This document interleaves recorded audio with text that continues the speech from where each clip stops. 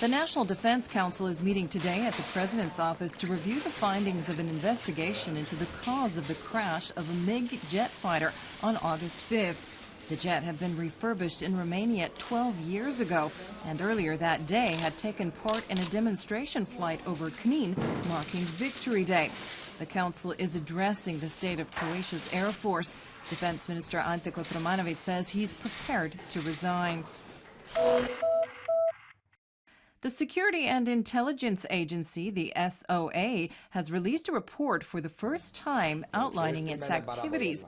In his introduction to the document, the head of the agency, Dragan Lozancic, writes that he hopes the document will give the public a better idea of what the SOA actually does. As one of its key security challenges, the agency cites the issue of jihadists who originate from southeastern Europe. Interior Minister Ranko Ostojic has returned to work after recovering from illness. Ostojic contracted a life-threatening blood infection in mid-July and spent several days in intensive care. He was released from hospital after 3 weeks and spent the rest of the time recuperating at home.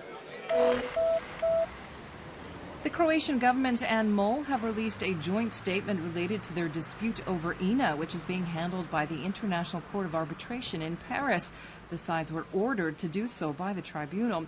The statement reads that MOL has been ordered by the court to at all times act in the best commercial interests of INA. Furthermore, it states that if MOL should decide to sell its stake in INA, it must ensure that the buyer undertakes all of MOL's obligations toward the company and bears the consequences of the tribunal's rulings. Heavy rain swept through northwestern Croatia early this morning. Zagreb saw the heaviest precipitation, up to 50 liters per square meter. Firefighters had their hands full pumping water from flooded basements. They also had to clear debris on Mount Sljeme, where fallen trees and branches had blocked off the main road up the mountain. In sports, Dinamo came back from 2 goals down to defeat Hajduk in Split on Sunday 3-2 in round 7 of First League play. Hajduk had a 2-0 lead up to the 71st minute when Chop narrowed the difference. He went on to score the equalizer, and Henriquez delivered the winning goal in extra time. Rijeka destroyed Zadar 6-1 at home. Zagreb bested Split in Zagreb 2-1. Dinamo tops the rankings with 19 points. Rijeka is 1 point behind in second place.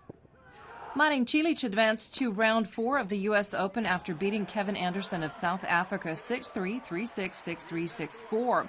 His next opponent will be Frenchman Gilles Simon, who eliminated 4th-seeded David Ferrer. Mirjana Lucic-Baroni has been eliminated from the tournament. Italian Sara Errani bested the Croatian 6-3, 2-6, 6-0.